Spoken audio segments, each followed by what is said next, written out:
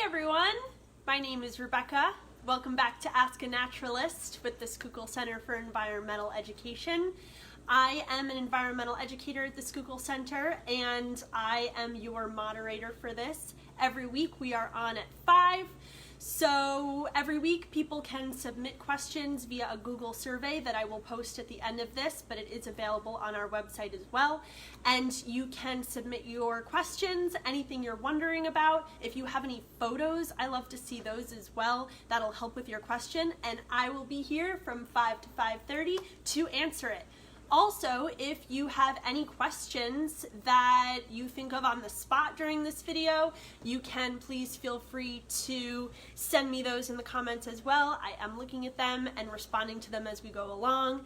Anything I can't get to in this very short half hour, I will be happy to look over and answer the next week.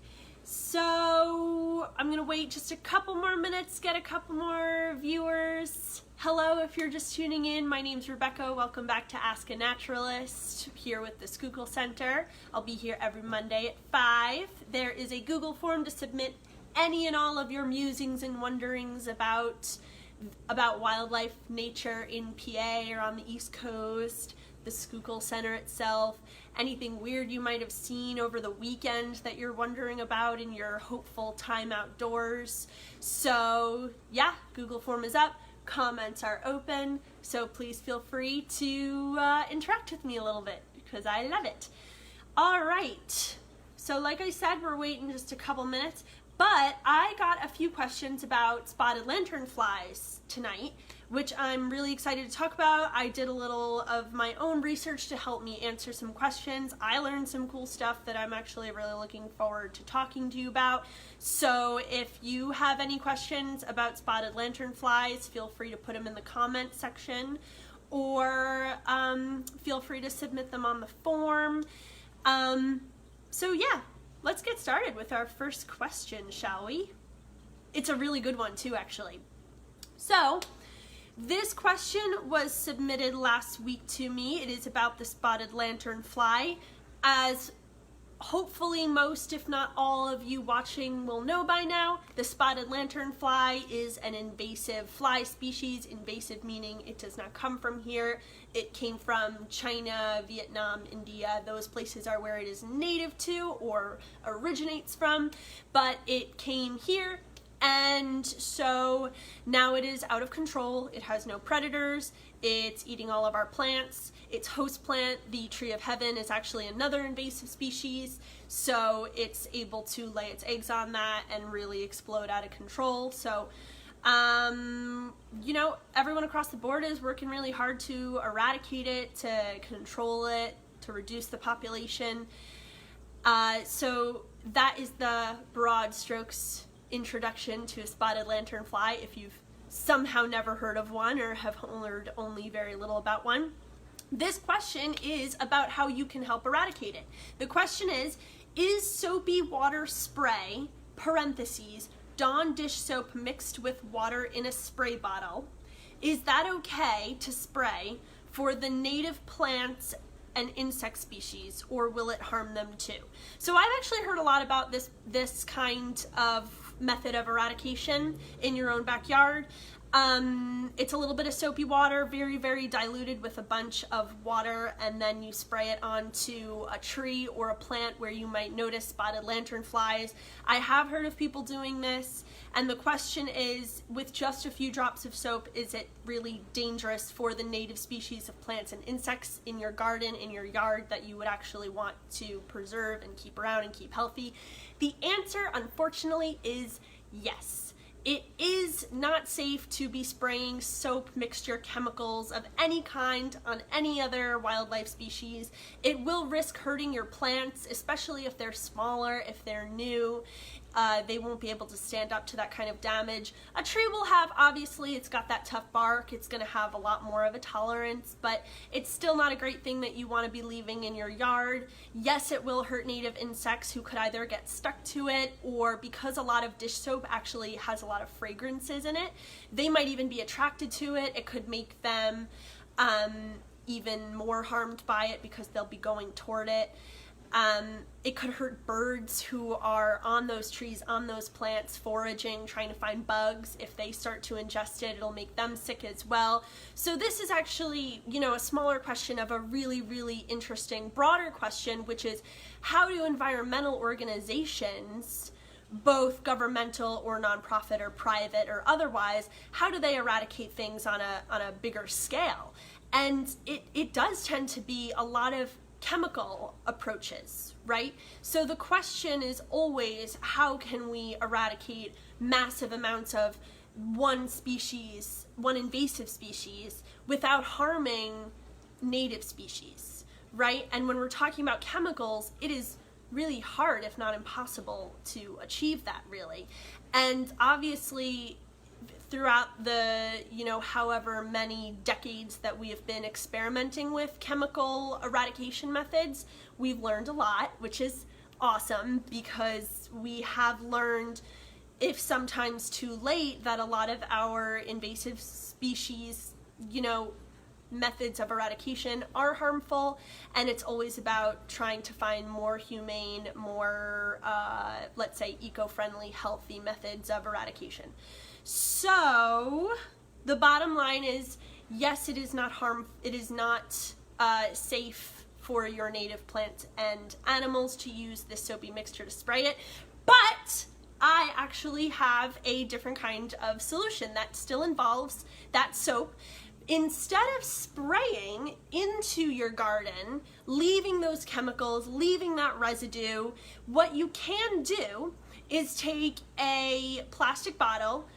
Mostly it would be beneficial to use a wide mouth plastic bottle so that the lanternflies can crawl in really easily. And you would want some sort of lemony scented cleaner or dish soap to go in there. For some reason, spotted lanternflies really are drawn to lemony scented things. Go figure, as are humans. So a little bit of lemony dish soap or cleaner, what have you, and then a whole bunch of water. It can be really diluted because it's really strong already for those tiny insect bodies anyway, so you don't need, you know, to be dumping the whole soap and cleaner in there. And all you have to do actually is then hold that plastic bottle to the tree where you see the spotted lanternflies. So you hold it right up there, and then they will actually, because they love that scent of lemon, they'll walk right into it. And then as soon as they make contact with that solution, they'll die on the spot. So it's really humane, as we want to be. We always want to be, even though we are trying to eradicate and killing these spotted lanternflies, we want to remember that they're living creatures and that they don't mean to be wreaking the havoc that they are on our environments, etc., etc. So, it kills them very instantly, very humanely, and the other cool thing about it is that your water bottle can hold a ton of spotted lanternflies also. So they will keep on coming.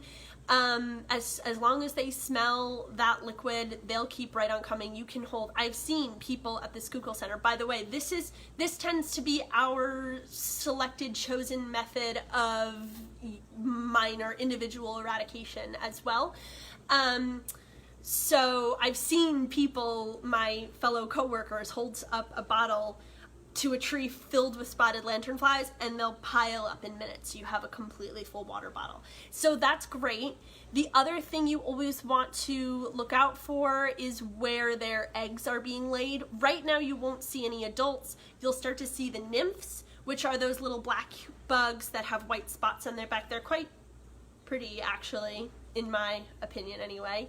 They also kind of look like ticks, so they're a little creepy in that way. You might see one on your body. I have more than once and thought that it was a tick and freaked out. But they are spotted lanternfly nymphs, and it's equally as important to find out where their eggs are right now, where they're hatching, before we get toward the end of the summer, toward the fall, when they become adults. So if you go to the I got distracted by a comment. So the Schuylkill Center is actually saying we can also use apple cider vinegar and dish soap, and attracted a lot of lanternflies. Yeah, definitely, that too. And left the bottle out, so didn't use a bottle. Sure, yeah. Again, I would just be careful of spraying things directly onto your living things. Lauren asked, does this lemony solution work on the nymphs and juvenile spotted lanternflies? In my experience, yes, those nymphs still like the smell of that lemon. The only thing with the nymphs, though, is that they're really, really jumpy and much harder to get the bottle close to. For, you know, maybe because they're younger, they have more energy or whatnot, they're jumping around a lot more often. It's just harder to get them in a group enough that, you know, you're not chasing them all around your yard with this bottle of dish soap mixture. But once you somehow get close enough to one for them to smell it, yeah, I've noticed that they do tend to still be attracted to it. Easier for adults, though. They're just a little more chill. They're cool. They stay still more. They've lived out their life at that point, I guess, so they got nowhere to go. I don't know. So what I was saying is that you might know this, I think I mentioned this earlier, but the spotted lanternflies, they will lay their eggs in sacs on trees of heaven. A tree of heaven, which is another invasive species that is actually from those areas of China, India, Vietnam that the spotted lanternflies are with. So if you're able to identify a tree of heaven, I actually just identified one in my friend's backyard the other day, and we did notice there are a lot of spotted lanternfly nymphs around them, so I'll be there in the fall with my bottle of soap solution. But yeah, it's important to identify those if in your backyard, if you have any, and then come the fall and even the very early spring before they hatch, to get out there with any sort of, even like a plastic knife or a coin will work, and just scratch off those egg sacs. They're like kind of elongated gray masses that aren't super, they're not like protruding too far out of the tree, but they're like a little bit flushed against the tree, and they'll come out a little bit. So once you train your eye to look for them, and once you train your eye to identify a tree of heaven, you will know exactly what they look like. It'll be easy to spot, and then it's just a matter of getting to them while they are stuck in that egg phase, before they even have a chance to do any damage. Every egg sac can contain thousands of eggs. So every egg sac that you find and destroy is doing a major, major, major service to your garden, your community's gardens, and wildlife in your area, everywhere. So if you have any other questions about that, I am looking at the comments. Thank you, Lauren, for your question. And I will go on to my next question that I received, which was actually another spotted lanternfly question, which is great because I love to know that everybody here who's asking me questions wants to know about this creature, wants to do the research, wants to be educated, and wants to do the right thing. It's so important. We don't want to be accidentally killing anything that isn't meant to be killed, or doing anything that could, you know, increase the supply of spotted lanternflies somehow. So it's a great thing. So my next question was actually, how did spotted lanternflies arrive here in the US? And that's a really, really good question. And I did know part of the answer, but I'm really glad that this question was asked because I got a chance to learn more myself in my research. So spotted lanternflies, as I've mentioned now, they came from China, Vietnam, India, parts of Asia in that regard. And whenever an invasive species arrives anywhere where it's not meant to be, anywhere where it doesn't originate from, in a lot of cases, most cases, it's hard to guarantee without fail knowing where they came from, especially when we're talking about insects and or invasive plants. They lay thousands of eggs. We have a lot of import and export globally. There's so much traffic nowadays, just in between continents and places. It's going to be really hard to know exactly how somebody got somewhere where they're not supposed to. And unfortunately, with our increased contact with other countries, it's happening more and more frequently. But it is thought that the spotted lanternfly, that an egg sac arrived on a ship coming from one of those areas in Asia to the US around 2012. I don't know how they would have arrived at that number of 2012. That's a little bit beyond my scope of knowledge and beyond my intel. So That is the supposed year that they first arrived here. This part I didn't know, though. This part's really interesting, that the first ever sighting countrywide was actually in Berks County, PA in 2014. That was, I believe, the first juvenile that was seen. So that's really interesting. Again, I don't know how they arrived at those speculations. I suppose nobody had reported it before. Probably it was seen previously to that, if it was thought to have arrived in 2012 but wasn't then officially labeled until 2014. Probably a lot more people did see it before then. However, the juvenile especially does look a lot like a lot of other bugs. If you've seen one before, like I said, sometimes it looks like a tick, sometimes it could look like a kind of fly or even like a burrowing beetle, I think. So definitely hard, especially when you're talking about citizen identification, to figure out exactly when it arrived here, when it established. But again, once it established, it had no predators and it did have those trees of heaven to lay their eggs on.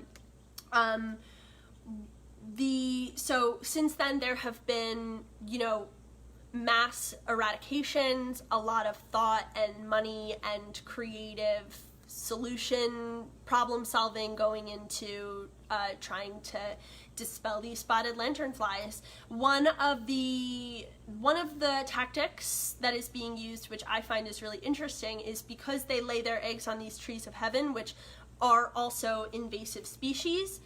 One of the tactics will be to locate an area that has a few trees of heaven, cut down all of them except one, and then wait until all the spotted lanternflies in an area will lay their eggs on that single and seek out that single tree of heaven. And then the tree will either get burned to the ground, or it will be injected with a certain chemical that might kill the spotted lanternflies on site as they arrive to lay their eggs, and or then kill their eggs or the juveniles. So that's a really interesting method of eradication. That is all I have for you on spotted lanternflies right now. Again, if you're watching and you're like, no, bring the conversation back to spotted lanternflies, I love it. I love it too. Ask me something in the comments or make a comment. I'm happy to answer and talk about this.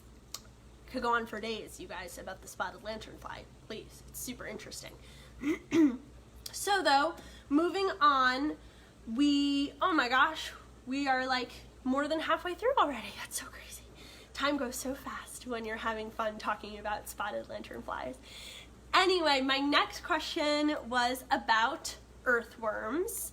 And the question actually was, do earthworms really survive and turn into two earthworms if they are cut in half? That's a really, really good question. The answer, of course, like so many questions in nature, is complicated. It is both yes, maybe, and no. How could a question be all of those things, you might be asking? An earthworm has a couple of method of defenses, especially when it is being pecked at by a hungry bird, such as a robin. An earthworm is able to, if a bird were to grab at it, it can separate itself on some occasions. But an earthworm, because it has multiple hearts, this is why it has this adaptation and why it's able to achieve this splitting up. But it really does depend, it's on the circumstances on where the earthworm was cut by or separated by the pecking beak. It depends on if it has enough hearts in that area to sustain it, and whether or not it gets split up evenly enough that both sides in fact have enough hearts to sustain it and keep it alive. So sometimes the earthworm both sides will survive, and then yeah, you have two separate earthworms that will then go their own ways. It's really, really interesting. In some aspects, the one part of the earthworm will live and the other part will die, maybe get eaten by that bird. And then in some cases, no, both parts of the earthworm will not survive. Maybe it was too small, too stressful, not clean enough of a break, and it will actually not survive. So that was a really, really interesting question. I am glad it was asked. What is my next question? If you have any questions about earthworms, anyone that knows me knows that I know just way too much about earthworms, like more than any one individual would ever need to know about earthworms. That's probably not true. There's plenty of people that know more about earthworms than me, but as a civilian, I know more things than anyone else would be able to know. As someone who hasn't made a whole career life choice out of studying earthworms. So that's another topic I could just talk about all day. And I will, unless you stop me. So, yeah, ask questions about earthworms if you so choose, or don't if you do not want me to keep talking about earthworms. My next question, let's see.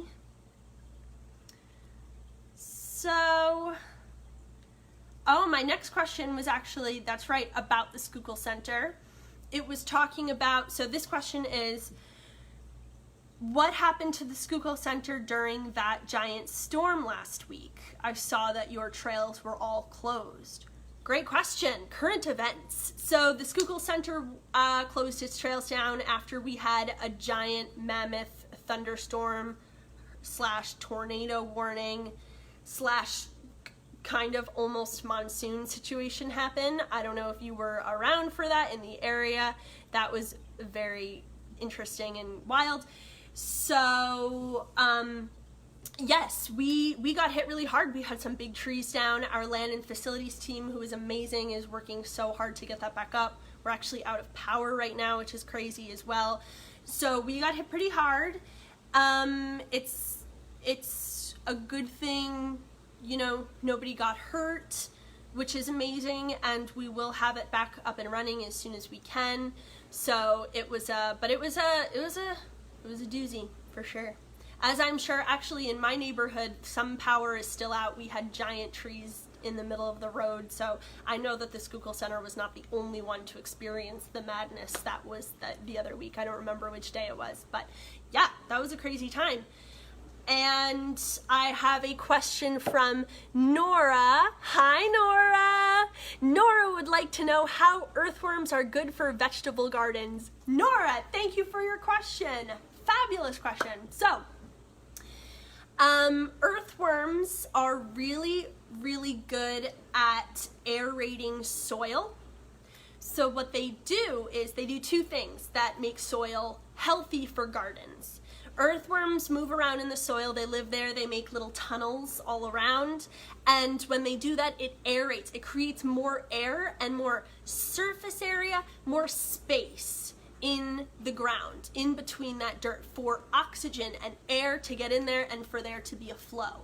Also, that loosens the soil, which makes it really easy for garden plants to bring their roots down and grow even faster, because they're not working as hard for those roots to get down there.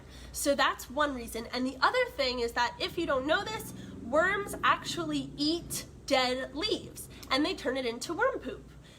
They also then turn it into soil. Soil is worm poop, basically.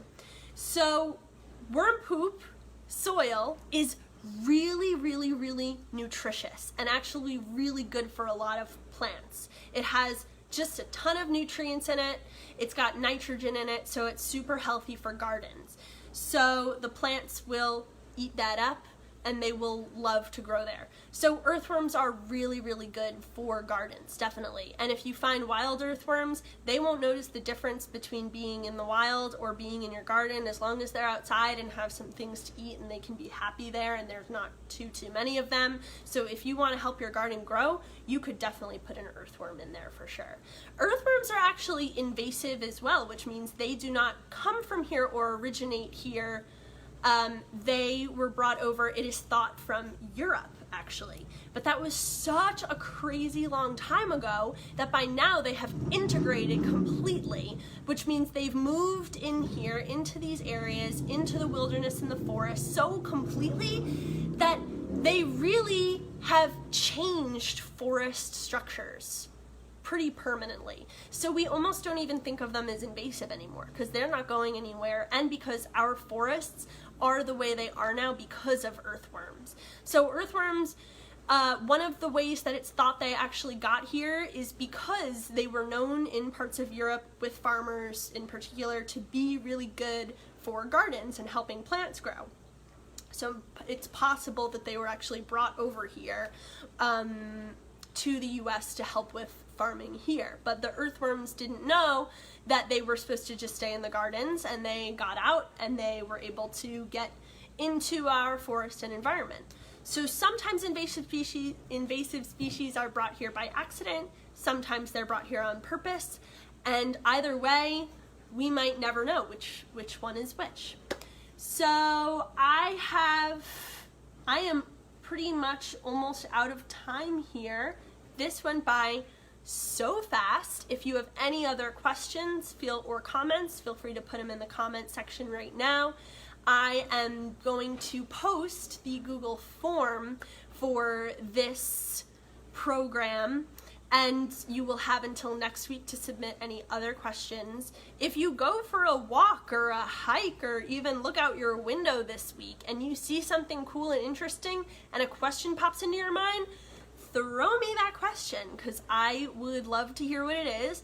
I'd love to get to know you and your yards, your wilderness, whatever that may be for you. And if it's just a tree out of your window, that's your wilderness, and I would love to know about it. So even if you just want to send me a photo of your wilderness and describe it to me, that would be super cool. There is a photo section where you can upload pictures to go along with whatever question you might have in the Google form. So as always, this is great interacting with you all. Again, my name is Rebecca. I'm an environmental educator at the Schuylkill Center. I will be here every week for a half hour, 5 to 5:30 on Mondays, answering all your questions, both premeditated and live. So throw me some good ones, please, because it's really fun being with you all here, and it's really fun being live. It adds such an extra layer of fun and excitement, and who knows what questions I could get asked. It's great. So please check out the Schuylkill Center's other programs. We have a lot going on, and a lot of really interesting initiatives coming to you soon and that are in progress right now. We have great minds thinking and brainstorming and bringing you stuff, so check out our Facebook. There's a lot of live videos. There's some things coming out weekly just like this. Please check out our website as well to stay up to date and tuned in for anything else that might be coming at you soon. And as always, have an absolutely fantastic day. And hopefully I'll see you all next week, and hopefully I'll be answering all of your questions next week. Awesome. All right, everyone. Thank you for tuning in with me today. I hope you have as much fun as I did. Have a great night.